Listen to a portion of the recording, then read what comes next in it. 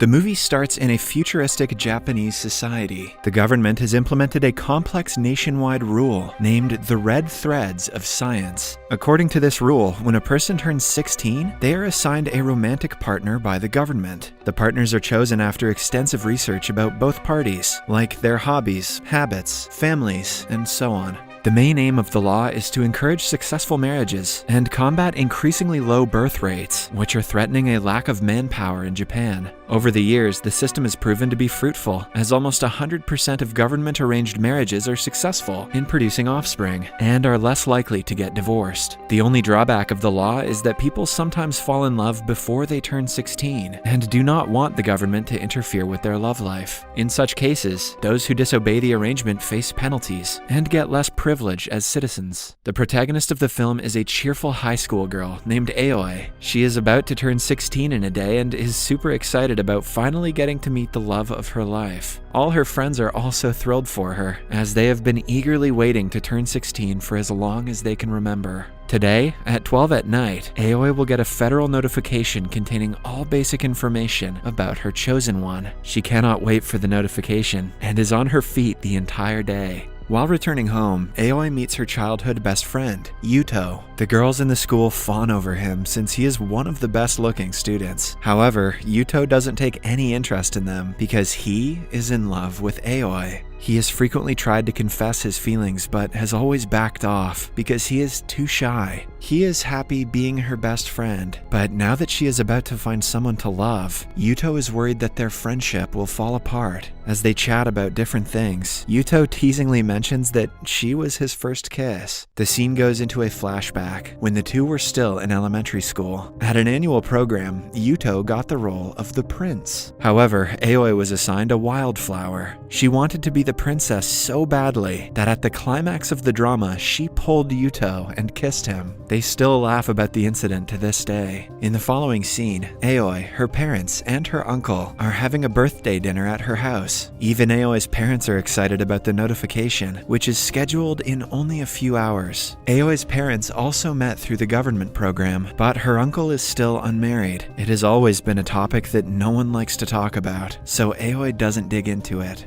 Later, she is given a dress that she wears to bed. As time passes, she gets more nervous, but then Yuto gives her a call. They meet outside and he hands her a gift for her birthday. It is a penguin showpiece that goes well with her room. Yuto knows everything there is to Aoi, like how she touches her hair when she lies. He easily finds out that she is nervous when she touches her hair and claims that she isn't. To calm her down, they decide to reenact how she will introduce herself to her chosen one. Aoi starts talking about herself, which makes Yuto feel a range of emotions, especially because she is looking at him like she would look at her boyfriend. He cuts her off and confesses his love, taking Aoi by surprise. He also tries to kiss her, but she retreats in shock. Yuto is dumbfounded and can do nothing but apologize. Before they can talk further, they are interrupted by Aoi's match, named Sokuke. He introduces himself and gives her a bouquet of flowers. The man is better than what she had imagined and is dashingly handsome. Mesmerized by his presence, Aoi forgets about Yuto. He congratulates them and leaves right after, giving the other two some alone time to talk.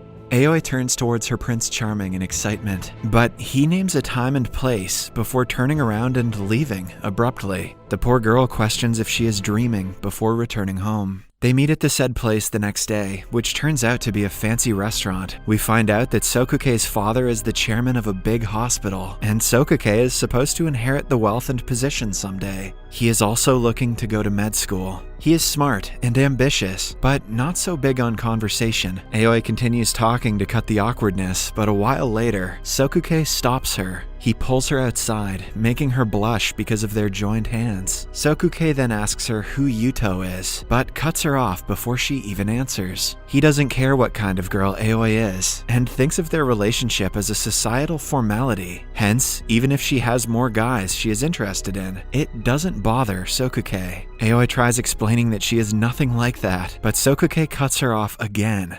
The next day at school, her friends are jealous of her for landing a rich and hot boyfriend. Aoi agrees, but deep down, she doesn't know how to feel about Sokuke. In the following week, they go on several dates, all of which Aoi doesn't enjoy. Sokuke walks too fast for her, doesn't talk much, and never smiles. At one point, Aoi feels like someone is threatening him to date her. Having had enough, one day, she dresses up as a supposedly rich lady who matches his status. The dress up is over the top, but Sokuke doesn't comment about it. Aoi again tries making conversations, but he dismisses her with simple answers. She even inquires if he has told his friends about her, but Sokuke thinks the question is outrageous, because he would never do something like that. Aoi leaves the restaurant after another failed date, losing hope that she will ever get along with him. Then, she meets Yuto, who advises her to meet his parents and find out more about him so the conversations can be more meaningful. Aoi agrees and goes to his house the very next day. Sokuke's mother is kind, but his father is on the stricter side. He asks Aoi to behave herself now that she is about to be a part of their family. Sokuke overhears him and burns in rage. He has never liked his father because the old man thinks he owns his son. Seeing him do the same to Aoi, Sokuke can no longer control his anger. He stands for his girlfriend, asking his father to stay away from her. After that, they walk to the bus stop together, talking about many things. Sokuke apologizes for not being good enough for her. Aoi, in turn, claims that she hardly knows anything about him, but since he stood up for her in front of his father, she is assured that he is a good person.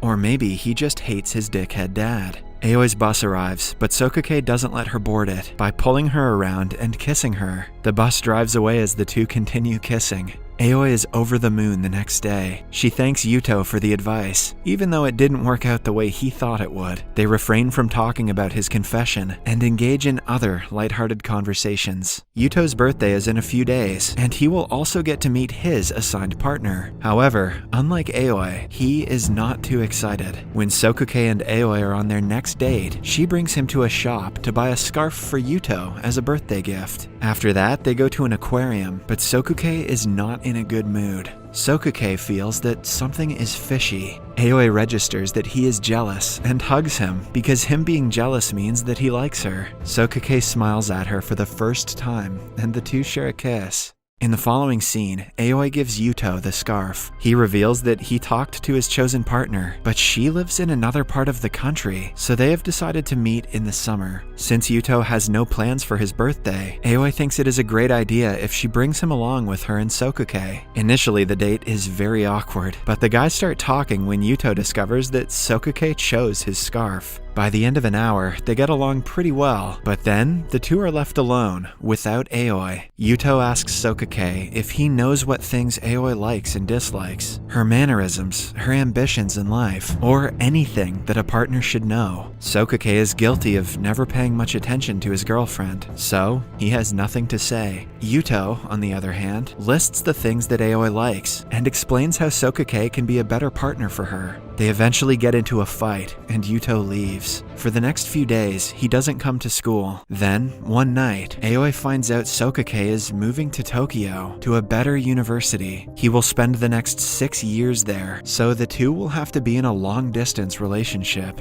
To avoid living apart, he suggests that they move in together. However, this will only be possible if they get married. It is a trend for 16-year-olds to get married and start a family. Hence, Aoi gives it some thought. To clear her head, she goes to her uncle's the next day. He talks about his chosen partner who moved abroad when they were still together. She never returned and is happily married to someone in London. According to him, living with the penalties is easy if you are with the person you actually love. Although scared, Aoi feels ready to start the new chapter of her life. In the following scene, Sokuke and Aoi are in Tokyo, attending an open campus event. Aoi is bored in the lecture, but seeing Sokuke enjoy it makes it worth it for her. After the lecture, they visit several places, eat new food, and have a lot of fun. In the end, Sokuke brings her to a church and gives her a little cat compartment box that she had always wanted. It brings her joy, which is then multiplied when she finds an engagement ring inside. Aoi says yes, and the two start preparing for the wedding. She also informs all her friends about the proposal, but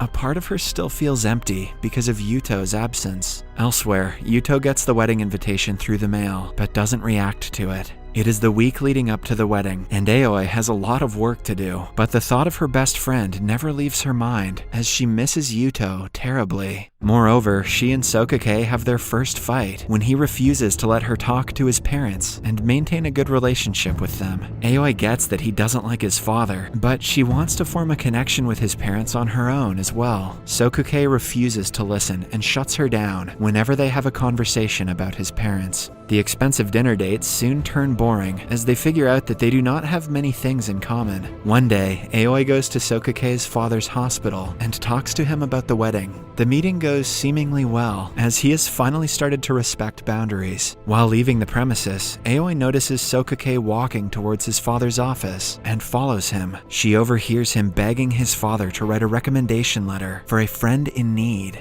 It is soon revealed that the said friend is Yuto, and he has a second-stage brain tumor. His treatment can only be done in an expensive hospital in Tokyo, but after the recommendation letter, he will finally get a chance to save his life. In the next scene, Sokake hands Yuto the papers and asks him to not lose hope, since the chances of his survival are still high. Meanwhile, Aoi sits alone in a park, still unable to comprehend what she heard at the hospital. Since Yuto doesn't want her to know about the disease, she decides to pretend to be unaware. It also makes her realize that she loves Yuto much more than she lets on. Then finally comes the day of the wedding. The guests arrive at the venue, where all the preparations are done, but the bride and the groom are late. Outside, Sokake meets Aoi and compliments her beauty. He asks her what is making her sad, even though he has a pretty good idea of what it is. When she doesn't reply, he inquires if she is in love with Yuto. Aoi is quick to deny it, but then she touches her hair. By now, Sokake knows what that means. He tells Aoi that her happiness is the only thing that matters, and if she feels like she is about to be stuck in a loveless marriage, she should run away right now. He also promises to handle the guests and the parents before encouraging her to hurry up. Filled with tears, Aoi thanks him and runs to the airport, where Yuto is about to fly to Tokyo for brain surgery. They meet at the terminal, and Aoi expresses her love, as Yuto did on the night of her 16th birthday. Initially, Yuto freaks out, asking her to return to the church, but in the end, his dream comes true, and they share a kiss. Leave a like if you're like me, and you're really glad this movie didn't end with Yuto's death. Subscribe for more videos like this, turn on notifications, and leave a like to help the channel out. Thank you for watching.